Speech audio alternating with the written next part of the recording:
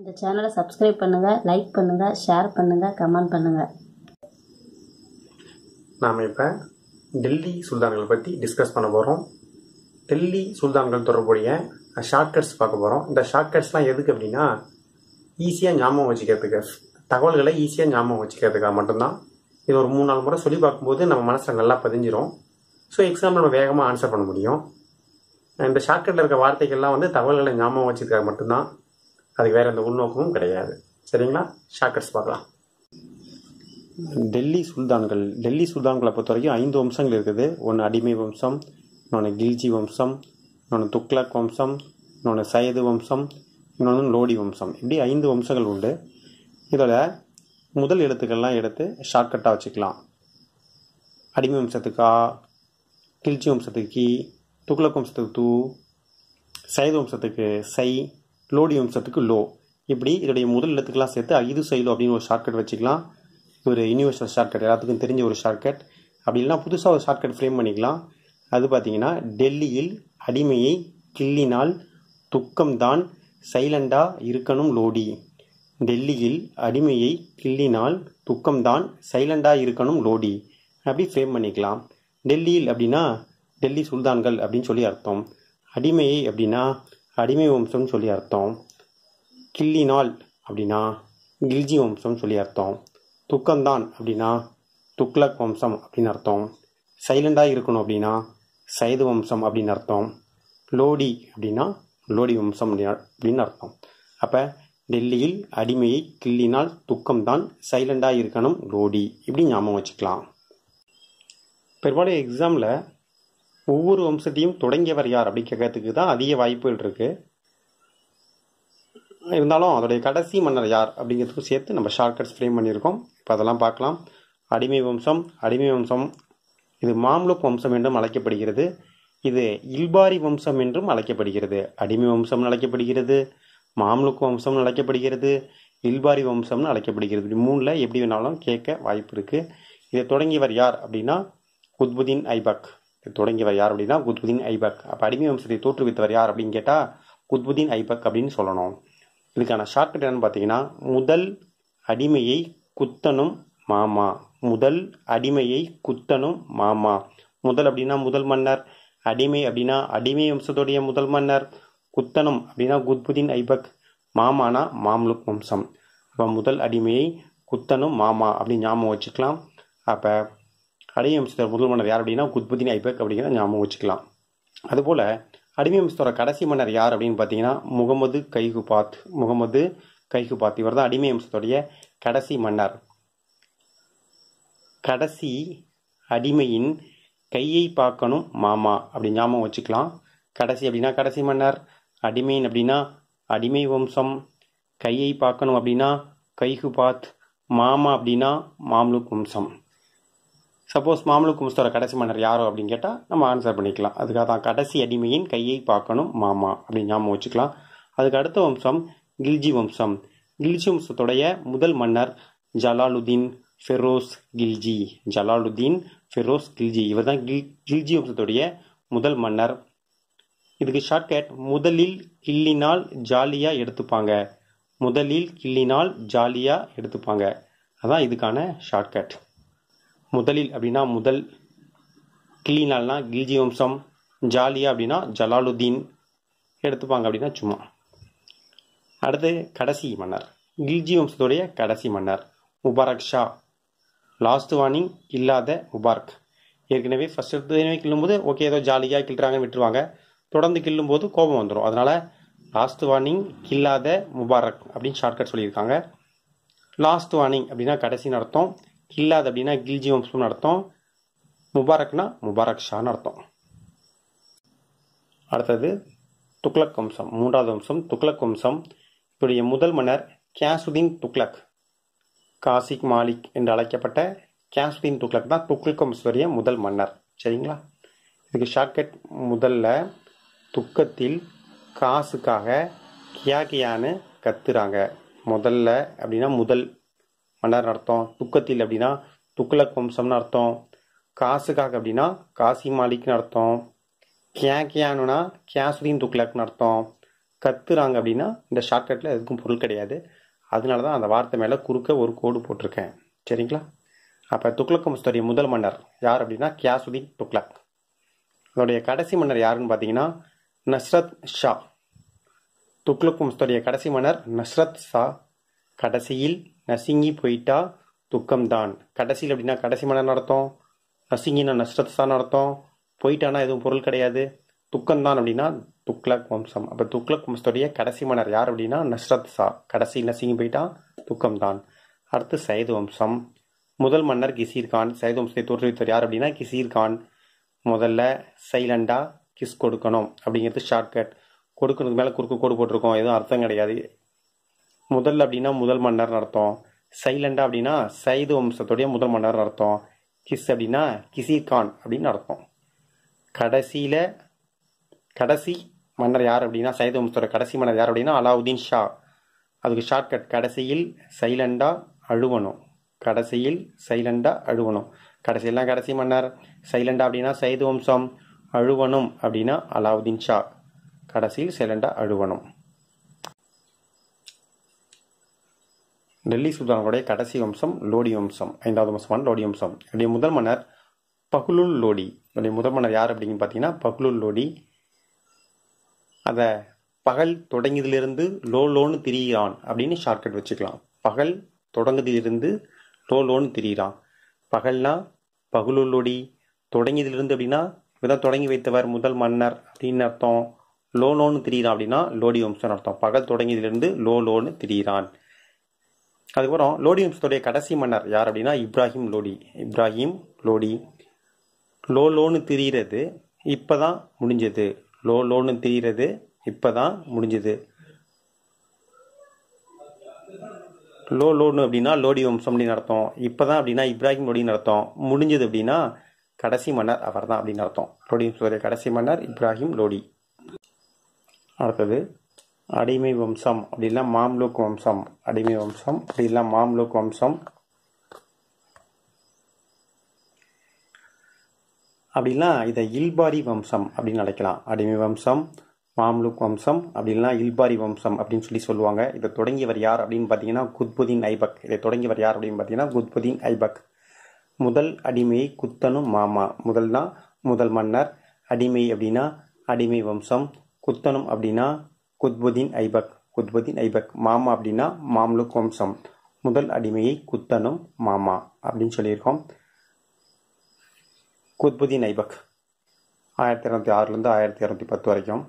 இவர் பார்த்தீங்கன்னா சிறுவனாக இருந்தபோது ஒரு அடிமையாக முகமது கோரியிடம் விற்கப்பட்டவர். சிறுவனாக இருக்கும்போது முகமது கோரியிடம் விற்கப்பட்டவர், அடிமையாக விற்கப்பட்டவர். அதுக்கப்புறம் முகமது கோரியுடைய நன்மதிப்பை பெற்றிருப்பார். அவரால் வெல்லப்பட்ட பகுதிக்கு ஆளுநராக, சில பகுதிக்கு ஆளுநராக குத்புதீன் ஐபக் அவர்கள் நியமிக்கப்பட்டிருப்பார். முகமது கோரியுடைய இறப்புக்கு பிறகு இவர் தன்னாட்சி அறிவிச்சுப்பார். குத்புதீன் ஐபக் தன்னாட்சி அறிவிச்சுக்கிட்டு இவர் என்ன ஆகிடுவார், மன்னர் ஆகிடுவார். இவருடைய முதல் தலைநகரமாக பார்த்தீங்கன்னா லாகூர் இருக்கும். முதல்ல தலைநகரம் லாகூர் இருக்கும். அதுக்கப்புறம் தலைநகரம் லாகூர்லேருந்து டெல்லிக்கு மாற்றிடுவார். லாகூர்லேருந்து டெல்லிக்கு மாற்றிடுவார். இவரை லாக் பக்ஷா அப்படின்னு சொல்லி அழைக்கிறாங்க. குத்புதீன் ஐபக்கை லாக் பக்ஷான்னு சொல்லி அழைக்கிறாங்க. ஏன் அப்படின்னா எழுத்தாளர்களுக்கு, அறிஞர்களுக்கு கொடை வழங்கியதால் லட்சமாக கொடை கொடுப்பாராம். அதனால தான் அவர் லாக் பக்ஷா அப்படின்னு சொல்லி அழைக்கிறாங்க. இதுக்கு ஷார்ட்கட் இப்படியே வச்சுக்கலாம். லட்சமாக கொடை கொடுத்தால் குதிப்போம் அப்படின்னு ஞாபகம் வச்சுக்கலாம். லட்சமாக அப்படின்னா லாக் பக்ஷ் அப்படின்னு அர்த்தம். கொடை அப்படின்னா கொடை கொடுத்ததால் அந்த பேர் வந்துச்சுன்னு அர்த்தம். குதிப்போம் அப்படின்னா குத்புதீன் ஐபக் அர்த்தம். குதிப்போம் அப்படின்னா குத்புதீன் ஐபக்னு சொல்லி அர்த்தம். அதுக்கப்புறம் குவாஜா குத்புதீன் பக்தியார். இவர் ஒரு சூபி துறவி. இவருடைய ஞாபகமாக குதுப்பினார் கோபுரத்தை கட்டத் தொடங்கினார். குதுப்பினார் கோபுரத்தை கட்டத் தொடங்கியவர் யாருன்னு கேட்டால் குத்புதீன் ஐபக் அப்படின்னு சொல்லணும். இந்த கோபுரம், குதுப்பினார் கோபுரம் டெல்லியில் தான் அமைஞ்சுள்ளது. டெல்லியில் தான் அமைந்துள்ளது. இதுக்கு ஷார்ட்கட் இங்கே சேர்த்து வச்சு பார்த்துக்கலாம். இவர் கட்டிய மசூதிகள், குத்புதீன் ஐபக் கட்டிய மசூதிகள் பார்த்தீங்கன்னா டெல்லியில் குவத் உல் இஸ்லாம் அப்படிங்கிற மசூதியை கட்டியிருக்காரு. டெல்லியில் குவான்னு கத்துனா குத்துவாங்க அப்படிங்கிறது ஷார்ட்கட். டெல்லியில் குவான்னு கத்துனா குத்துவாங்க அப்படிங்கிறது ஷார்ட்கட். டெல்லியில் அப்படின்னா டெல்லி. குவாகுவான்னா குவத்துல் இஸ்லாம் அப்படிங்கிறது ஒரு பொருள். இன்னொரு பொருள் குவாஜா குத்புதீன் பக்தியார் அவருடைய நினைவாக குதுப்பினார் கோபுரம் கட்டப்பட்டதுன்னு அர்த்தம். அதுவும் டெல்லி தான். குத்துவாங்க அப்படின்னா குத்புதீன் ஐபக்னு அர்த்தம். அப்போ ஒரே ஷார்ட்கட்டில் ரெண்டு பொருள். டெல்லியில் குவான்னு கத்துனா குத்துவாங்க. அதுக்கு டெல்லியில் தான் குவத் உல் இஸ்லாம் அப்படிங்கிற மசூதியை குத்புதீன் ஐபக் கட்டினார் அப்படிங்கிறது ஒரு பொருள். இன்னொரு பொருள் குவாஜா குத்புதீன் பக்தியார் அப்படிங்கிற சூபி துருவோட நினைவாக குதுப்பினார் கோபுரம் கட்டப்பட்டது கட்டத் தொடங்கினார். குத்புதீன் ஐபக்கால் தொடக்கப்பட்டது அப்படிங்கிறது ரெண்டாவது பாயிண்ட். அடுத்தது ஆஜ்மீர். அந்த ஆஜ்மீர் பார்த்தீங்கன்னா ராஜஸ்தானில் அமைந்துள்ளது. அங்கே தாயின்கோ ஜோன்பரா அப்படிங்கிற மசூதியை கட்டுறாரு. தாயின்கோ ஜோன்பரா அப்படிங்கிற மசூதியை கட்டுறாரு. கட்டக்கூடியவர் யார் அப்படின்னா குத்புதீன் ஐபக். அதுக்கான ஷார்ட்கட் தாய்க்கு ஏதாவது ஆச்சினா குத்துவேன் ராஜா. அதான் அதுக்கான ஷார்ட்கட். ஆஜ்மீரில் தாயின்கோ ஜோன்பரா அப்படிங்கிற மசூதியை கட்டுறாரு. தாய்க்கு ஏதாவது ஆச்சினா குத்துவேன் ராஜா. தாய்க்கு அப்படின்னா தாயின்கோ ஜோன்பரா. ஏதாவது அப்படின்னா அதுக்கு பொருள் கிடையாது. அதனால தான் அந்த வார்த்தை மேலே குறுக்க கோடு போட்டிருக்கேன். ஆச்சினா அப்படின்னா ஆஜ்மீர். குத்துவேன் அப்படின்னா குத்புதீன் ஐபக். ராஜா அப்படின்னா அது ராஜஸ்தானில் அமைந்துள்ளது. அப்போ தாய்க்கு ஏதாவது ஆச்சுன்னா குத்துவேன் ராஜா அப்படிங்கிறதா இதுக்கான ஷார்ட்கட். குத்புதீன் ஐபக்கால் ஆதரிக்கப்பட்ட அறிஞர்கள் ஹசான் நிசாமி அப்படின்னு ஒருத்தர். ஹசான் நிசாமி அவர் தாஸ் உல் மாசீர் அப்படிங்கிற புத்தகத்தை எழுதியிருக்காரு. தாஸ் உல் மாசீர் அப்படிங்கிற புத்தகத்தை எழுதியிருக்காரு. இது பெர்ஷியன் மொழியில் உள்ளது. எந்த மொழியில் எழுதப்பட்டதுன்னா பெர்ஷியன் மொழியில் எழுதப்பட்டது. டெல்லி சுல்தான்களை பற்றிய முதல் புத்தகம் இதுதான். ஹசான் நிசாமி எழுதிய தாஸ் உல் மாசீர். அப்போ எக்ஸாம்பிள் தாஸ் உல் மாசீர் எழுதியது யாருன்னு கேட்டால் ஹசான் நிசாமி அப்படின்னு சொல்ல தெரியணும். ஷார்ட்கட் பார்த்தீங்கன்னா ஹாசன் நெஜமா தாஸ் கூட மாசா குடிச்சா குத்துவேன். இப்போ ஹசான் நிசாமி அவர் தாஸ் உல் மாசீர் அப்படிங்கிற புத்தகத்தில் எழுதினாரு. அதுதான் டெல்லி சுல்தான்களை பற்றிய முதல் புத்தகம். இதுக்கு ஷார்ட்கட் பார்த்தீங்கன்னா ஹாசன் நெஜமா தாஸ் கூட மாசா குடிச்சா குத்துவேன் அப்படின்னு ஞாபகம் வச்சுக்கலாம். அதாவது ஹாசன் நிஜமா அப்படின்னா ஹசான் நிசாமி அப்படின்னு அர்த்தம். ஹசான் நிசாமி அப்படின்னு சொல்லி அர்த்தம். தாஸ் கூட மாசா அப்படின்னா தாஸ் உல் மாசீர் அப்படின்னு சொல்லி அர்த்தம். குடிச்சா அப்படின்னு எந்த பொருளும் கிடையாது. குத்துவேன் அப்படின்னா குத்புதீன் ஐபக். குடிச்சாவுக்கு எதுவும் பொருள் கிடையாது. குத்துவேன் அப்படின்னா குத்புதீன் ஐபக். இவர் பக்ரே முஹீர், சில புக்கில் பக்ரே முதீர் அப்படின்னு சொல்லி கொடுத்துருப்பாங்க. அவரையும் அப்படிங்கிற அறிஞரையும் இவர் ஆதரிச்சார். அப்போ இவர் ஹசான் நிசாமி அப்படின்னு ஒரு அறிஞரை வந்து ஆதரிச்சார். அது தாஸ் உல் மாசீர் அப்படின்னு சொல்லி ஒரு புத்தகத்தில் இருந்தவர் தான் அவர். அப்புறம் பக்ரே முஹீர் அப்படிங்கிறவரையும் இவர் ஆதரிச்சிருக்கார். இறப்பு எப்படி குத்புதீன் ஐபக் இறந்தார் அப்படின்னா ஒரு போலோ அல்லது சவுகான் விளையாட்டின் போது குதிரையிலிருந்து தவறி விழுந்து இறந்தார். போலோ அப்படிங்கிற விளையாட்டுக்கு சவுகான் அப்படின்னு சொல்லியும் வேறொரு பெயர் இருக்குது. அப்போ போலோ அப்படிங்கிற விளையாட்டு வந்து சவுகான் அப்படின்னு அழைக்கப்படுகிறது. அந்த விளையாட்டின் போது குதிரையிலிருந்து தவறி விழுந்து இறந்தார் குத்புதீன் ஐபக். அப்போ குதிரையிலிருந்து தவறி விழுந்து இறந்த டெல்லி சுல்தான் யார் அப்படின்னு கேட்டாங்கன்னா குத்புதீன் ஐபக் அப்படின்னு சொல்லணும். குதிரையில் இருந்து தவறி விழுந்து இறந்த டெல்லி சுல்தான் யார் அப்படின்னு கேட்டால் குத்புதீன் ஐபக் அப்படின்னு சொல்லணும். இல்லைனா குத்புதீன் ஐபக்குடைய இறப்பு எப்படி நிகழ்ந்தது அப்படின்னா போலோ விளையாட்டு விளையாடும் போது நிகழ்ந்தது அப்படின்னு சொல்ல தெரியணும். இதுக்கான ஷார்ட்கட் போலோ விளையாடினால் குத்திக்கிட்டு இறந்திடுவ. போலோ விளையாடினால் குத்திக்கிட்டு இறந்திடுவ. போலோ அப்படின்னா போலோ விளையாடினா விளையாடும் போது இறந்து போயிட்டாரு. குத்திக்கிட்டுனா குத்புதீன் ஐபக். இறந்திடுவ அப்படின்னா இறந்துட்டார் அப்படின்னு சொல்லி அர்த்தம். இவருக்கு அப்புறம் குத்புதீன் ஐபக்கு அப்புறம் அவருடைய பையன் ஆரம் ஷா அவர் வந்து ஆட்சி பொறுப்பேற்றார். அவரை குத்புதீன் ஐபக்குடைய மருமகனான இல்துமிஷ் ஆரம் ஷா என்ன பண்ணுவார் அப்படின்னா கொன்னுட்டு ஆட்சியை கைப்பற்றிடுவார். இவர் பார்த்தீங்கன்னா சகல்கானி அப்படி 40 பேர் கொண்ட ஒரு குழுவை என்ன பண்ணுவார் அப்படின்னா உருவாக்குவார். இவங்களை உயர்குடியினர் அப்படின்னு சொல்லுவாங்க. இவங்க ஆட்சியில் வந்து ரொம்ப அதிகாரம் செலுத்தக்கூடியவங்களா இருப்பாங்க. இக்தா அப்படிங்கிறது நாட்டுடைய உட்பிரிவு. இந்த இக்தாவை நிர்வகிப்பவர் யார் அப்படின்னா இக்தாதார் அப்படின்லாம் முக்தின்னு அழைக்கப்படுறாங்க. அது நாட்டோட உட்பிரிவு தான். அப்போ இக்தா இந்த இக்தாதார் என்ன பண்ணணும் அப்படின்னா மன்னருக்கு தேவையான இராணுவ சேவையை வழங்க வேண்டும்.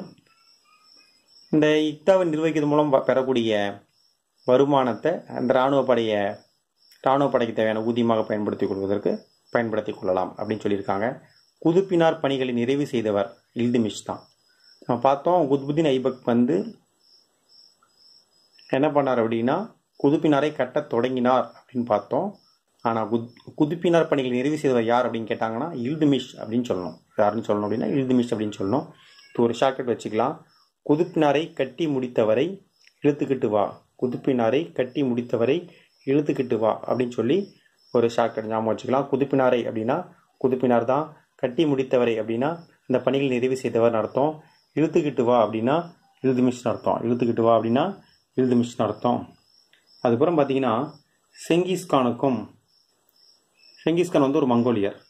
அவருக்கும் குவாரிஜம் பகுதியை ஆட்சி செய்த ஜலாலுதீன் மங்கபர்னிக்கும் சண்டை நடக்கும், போர் நடக்கும். அப்போ ஜலாலுதீன் மங்கபர்னி என்ன பண்ணுவார் அப்படின்னா இல்துமிஷ்கிட்ட ஆதரவு கேட்பார். இந்தியாவில் வந்து அடைக்கலம் அடைவதற்கு ஆதரவு கேட்பார். ஆனால் இல்துமிஷ் ஆதரவு தரமாட்டார், மறுப்பார். ஒரு சமயம் ஆதரவு கொடுத்துருந்தாருன்னா செங்கிஸ்தானுடைய கோபத்துக்கு ஆளாக வேண்டியிருக்கும். அதனால் இந்தியா மீது ஒரு போர் தொடுக்க வேண்டிய நிலைமை ஏற்பட்டிருக்கும். ஸோ என்ன பண்ணியிருப்பார் அப்படின்னா இது ஜலாலுதீன் மங்கபர்னிக்கு ஆதரவு தந்திருக்க மாட்டார். இல்துமிஷ் வந்து ராஜதந்திரத்தோட செயல்படுவார். அடுத்தது அரேபிய மொழியில் நாணயங்களை வெளியிட்ட முதல் துருக்கியர் யாரா? இல்துமிஷ் தான். அரேபிய மொழியில் நாணயங்களை வெளியிட்ட முதல் துருக்கியர் யார் அப்படின்னா இல்துமிஷ். தன்னுடைய பெயரில் நாணயங்கள் வெளியிடுவதை விரும்பாதவர் குத்புதீன் ஐபக். தன்னுடைய பெயரில் வந்து நாணயங்களை வெளியிடுவதை விரும்பாதவராக வந்து குத்புதீன் ஐபக் இருந்தார். அதே சமயத்தில் இல்துமிஷ் அரேபிய மொழியில் நாணயங்களை வெளியிட்ட முதல் துருக்கியர் அப்படின்னு அழைக்கப்படுறாரு. இது 2 நாணயங்களை வெளியிடுறாரு. ஒன்று டங்கா, இன்னொன்று ஜிடால். டங்காங்கிறது ஒரு வெள்ளி நாணயம், ஒரு சில்வர் காயின். சரிங்களா? இது 175 கிராம். இதோட எடை பார்த்தீங்கன்னா 175 கிராம். அப்போ டங்காங்கிறது வந்து சில்வர் காயின், வெள்ளி நாணயம். இதுக்கு ஷார்ட்கட் வெள்ளிக்கிழமை டங்காவை இழுத்துக்கிட்டு வா. வெள்ளிக்கிழமை அப்படின்னா வெள்ளி நாணயம், டங்காவை அப்படின்னா நாணயத்தோட பேர் டங்கா, இழுத்துக்கிட்டு வா அப்படின்னா இல்துமிஷ் வெளியிட்ட நாணயம். அப்போ டங்காவை வெளியிட்டவர் யார் அப்படின்னு கேட்டால் இல்துமிஷ் சொல்லலாம். இல்லை இல்துமிஷ் வெளியிட்ட வெள்ளி நாணயம் எது அப்படின்னு கேட்டால் டங்கா அப்படின்னு சொல்லலாம். கேள்வி எப்படி வேணாலும் கேட்கலாம், பார்த்துக்கோங்க. அதுக்கப்புறம் செம்பு நாணயம், ஒரு செம்பு நாணயத்தை வெளியிடுறார், காப்பர் காயின். அதுக்கு பெயர் ஜிடால். அதுக்கு பேர் என்னங்க? ஜிடால். அப்போ இல்துமிஷ் வெளியிட்ட செம்பு நாணயம் ஜிடால் என்று அழைக்கப்படுகிறது. இதுக்கு ஷார்ட்கட் ஜிடாலை இழுத்துக்கிட்டு வந்து செம்மையா அடி. ஜிடால்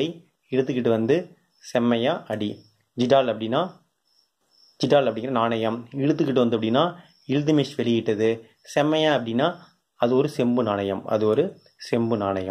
1236 இவர் இறப்பார். வயது முதிர்காரமாக இறந்துருவார்.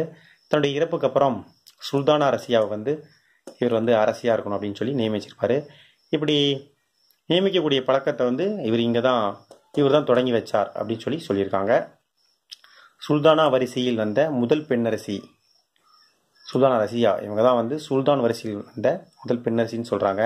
ஆண்கள் போல உடை தரித்து குதிரையில் சென்றார் அப்படிலாம் சொல்லியிருந்திருக்காங்க. இவங்க வந்து பதவியில் இருப்பது வந்து உயர்குடியினர் விரும்பாமல் இருந்திருப்பாங்க. அதனால் ஏற்கனவே இவங்க பதவியில் வர முடியாமல் போயிருக்கும். அப்புறம் பெரோஷாவை கொன்று விட்டு தான் இவங்க வந்து ஆட்சிக்கே வருவாங்க. தொடர்ந்து வந்து உயர்குடியினருடைய வெறுப்பை இவர் சம்பாதிச்சுவார். அதனால் வந்து இவர் தொடர்ந்து இவரால் சுல்தானா ரசியாவில் ஆட்சியில் இருக்க முடியாத நிலைமை ஏற்பட்டுவிடும். இதுக்கப்புறம் சுல்தானா ரசியாவுக்கு பின் வந்தவர்கள் வந்து குறிப்பிடத்தகுந்தவர் அப்படின்னு பார்த்தீங்கன்னா கியாசுதீன் பால்பன். அவர் உலுக்கான் என்றும் அழைக்கப்படுகிறார். பால்பனுக்கு இன்னொரு பேர் உண்டு, அது உலுக்கான். பண் உளுத்து விட்டது அப்படிங்கிறது தான் ஷார்ட்கட். அதுக்கான ஷார்ட்கட். அடுத்தது தெய்வீக உரிமை கோட்பாட்டில் நம்பிக்கை கொண்டவராக கியாசுதீன் பால்பன் இருந்தார். அது என்னங்க தெய்வீக உரிமை கோட்பாடு அப்படின்னா அரசன் இறைவனின் நிழல் போன்றவன் அப்படிங்கிறது தான் தெய்வீக உரிமை கோட்பாடு. அரசனால் அனுப்பப்பட்டவன் மன்னர் அப்படின்னு இவர் நம்பினார்.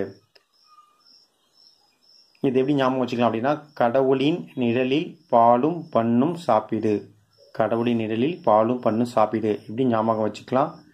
இதுக்கு என்ன அர்த்தம் அப்படின்னா, இறைவனின் நிழலில், நிழல் போன்றவன், அதுக்காக தான் கடவுளின் நிழலில் எழுதியிருக்கோம். பாலும் பண்ணும் அப்படின்னா பால்பன் அர்த்தம், பாலும் பண்ணும் அப்படின்னா பால்பன் அர்த்தம், சாப்பிடு அப்படின்னா சும்மா, அதுக்கு எதுவும் பொருள் கிடையாது. அப்போ தெய்வீக உரிமை கோட்பாட்டில் நம்பிக்கை கொண்டிருந்த டெல்லி சுல்தான் யார் அப்படின்னு கேட்டாங்கன்னா கியாசுதீன் பால்பன் அப்படின்னு ஆன்சர் பண்ணணும். அதுக்கப்புறம் ஒரு பைப்போஸ் அப்படிங்கிற புதிய வணக்க முறையை அறிமுகம் செய்கிறார். தெய்வீக உரிமை கோட்பாட்டில் நம்பிக்கை கொண்டவராக இருக்கிறார் பால்பன். பால்பன் பார்த்தீங்கன்னா பைப்போஸ் அப்படிங்கிற ஒரு புதிய வணக்க முறையை அறிமுகப்படுத்துறாரு.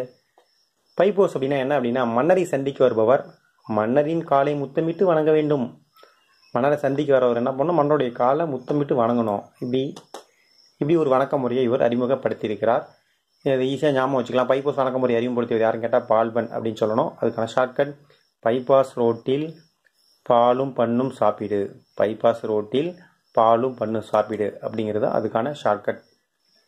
ஒற்றற்படையை அறிமுகம் செய்தவர், ஒரு சிறந்த ஒற்றற்படை இவர் அறிமுகம் பண்ணி வச்சிருப்பார். 40 குழுவை ஒழித்தார். இவரே 40 குழுவில் ஒரு உறுப்பினராக இருந்தவர். சகல்கானி அப்படின்னு ஏற்கனவே சொல்லி பார்த்தோம். இல்துமிஷ் காலத்தில் ஒரு அமைப்பு உருவாக்கப்பட்டதும் பார்த்தோம். இவரே 40 குழுவில் ஒரு உறுப்பினராக இருந்தவர் தான் இந்த பால்பன். ஆனால் அது ஹைலி அத்தாரிட்டி பாடி, ரொம்ப மிக அதிகாரங்களை கொண்ட ஒரு குழு. அவங்க தான் நமக்கு தொந்தரவாக இருப்பாங்க, அவங்களால நமக்கு ஆபத்து உண்டுன்னு சொல்லி அந்த குழுவை ஒழிப்பார். அந்த குழுவில் இருப்பவங்க அங்கே திருமணங்களை மேற்கொள்ள, இவருடைய அனுமதி இல்லாமல் திருமணங்களாம் மேற்கொள்ளக்கூடாது அப்படிலாம் சொல்லி நிறைய கண்டிஷன்ஸ்லாம் இவர் போடுவார். அப்புறம் திவானி ஐ அர்ஸ் ஒரு இராணுவ படையை உருவாக்கினார். பால்பன் என்ன பண்ணார் அப்படின்னா, திவானி அர்ஸ் அப்படிங்கிற ஒரு இராணுவ படையை உருவாக்கினார். சட்டமன்றம் ஒழுங்க சரியாக மெயின்டைன் பண்ணும் அப்படிங்கிறது தான் இவருடைய முழு கவனமும் இருந்துச்சு அப்படின்னு சொல்லியிருக்காங்க. இவரால் ஆதரிக்கப்பட்டவர்கள் அப்படின்னு பார்த்தீங்கன்னா, இந்திய கிளி என்று அழைக்கப்பட்ட அமீர் குஸ்ரு. ரொம்ப ரொம்ப ஒரு முக்கியமான கேள்வி, அடிக்கடி எக்ஸாமில் கேட்கப்பட்ட கேள்வி. இந்திய கிளினா யார் அப்படின்னு கேட்பாங்க. இந்திய கிளி அப்படிங்கிறது அமீர் குஸ்ரு. அப்போ அமீர் குஸ்ருவை ஆதரித்தவர் யார் அப்படின்னா பால்பன். அமீர் குஸ்ருவை ஆதரித்தவர் யாருன்னா பால்பன். அப்போ அமீர் ஹாசன் அப்படிங்கிற அறிஞரையும் இவர் ஆதரிச்சிருக்காரு. அப்போ ரெண்டுக்கும் சேர்த்து அமீருக்கு பாலும் பண்ணும் கொடு அப்படின்னு ஷார்ட்கட் வச்சுக்கலாம். அமீருக்குன்னா அதில் அமீர் குஸ்ருவும் வந்துடுறாரு, அமீர் ஹாசனும் வந்துடுறாரு. பாலும் மண்ணும் அப்படின்னா பால்பன் அர்த்தம், பாலும் மண்ணுனா பால்பன் அர்த்தம். அதுக்கப்புறம் பார்த்தீங்கன்னா, இவருடைய காலத்தில் நவ்ரோஸ் அப்படின்னு ஒரு திருவிழா கொண்டாடப்பட்டது. ஒரு பாரசீக திருவிழா மிக ஆடம்பரமாக கொண்டாடப்பட்டது நவ்ரோஸ். அப்போ நவ்ரோஸ் திருவிழாவை கொண்டாடிய டெல்லி சுல்தான் யார் அப்படின்னு கேட்டாங்கன்னா பால்பன் அப்படின்னு ஆன்சர் பண்ணணும். அதுக்கு ஷார்ட்கட் நவ் திருவிழாவில் பாலும் பண்ணும் சாப்பிடு, நவ் திருவிழாவில் பாலும் பண்ணும் சாப்பிடு அப்படிங்கிறது தான் அதுக்கான ஷார்ட்கட்.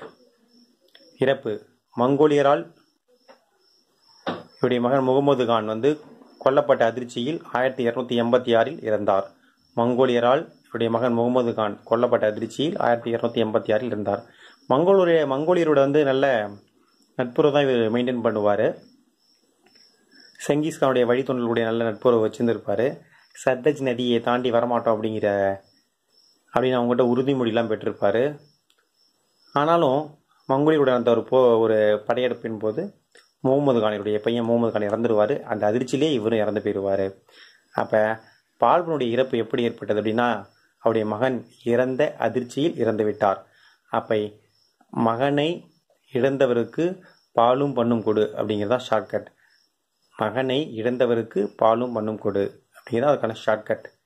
இதை தொடர்ந்து பார்த்தீங்கன்னா, பால்பனுக்கு அப்புறம் பால்பனுடைய பேரன் முகமது கைகுபாத் மன்னர் ஆவார். அவர் தான் அடிமை வம்சத்தின் கடைசி மன்னர். கடைசி அடிமையின் கையை பார் மாமா அப்படின்னு ஏற்கனவே ஷார்ட்கட் பார்த்துருக்கோம். கடைசி அடிமையின் கையை பார் மாமா அப்படின்னு சொல்லி ஏற்கனவே ஷார்ட்கட் பார்த்துருக்கோம். அப்போ அடிமை வம்சத்தோட கடைசி மன்னர் யார் அப்படின்னா முகமது கைகுபாத். பார்த்தீங்கன்னா மன்னராக இருக்க தகுதியற்றதாக இருப்பார். அதனால் இவருடைய பையன் கையுமார் அவரை மன்னராக அறிவித்து அதுக்கு பாதுகாவலராக